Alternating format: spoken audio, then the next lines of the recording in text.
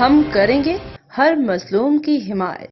السلام علیکم، میں ہوں حرین فاطمہ اور آپ دیکھ رہے ہیں حمایتی نیوز HD چینل۔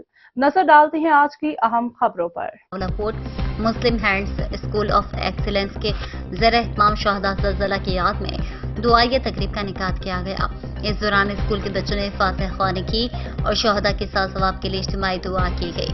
اس تقریب میں کمشنر پونچھ ڈویژن وحید خورشید، صحافیوں عابد صدیق، محمد خورشید بیگ، اجمل شاہین، عرفان حمید کے علاوہ عارفین بچوں کی ماؤں اور بچوں نے کثیر تعداد میں شرکت کی۔ اس موقع پر کمشنر پونچھ ڈویژن وحید خورشید نے کہا کہ آفات ہمیشہ انسان کے لیے سبق لے کر آتی ہیں۔ زلزلہ سے جہاں پر ناقابل تلافی نقصان ہوا ہے وہاں فائدہ بھی پہنچا ہے، جس میں خصوصاً عالمی دنیا نے ریاست جموں کشمیر کو دیکھا اور ریاست کی شناخت ہوئی ہے۔ ہمیں محفوظ تعمیرات کے بارے میں علم ہوا ہے اور خوبصورت عمارتیں تعمیر ہوئی ہیں، جبکہ مسلم ہینڈز انٹرنیشنل کے ڈویژنل مینیجر افتخار انقلابی کا کہنا تھا کہ مسلم ہینڈز کو یہ اعزاز حاصل ہے۔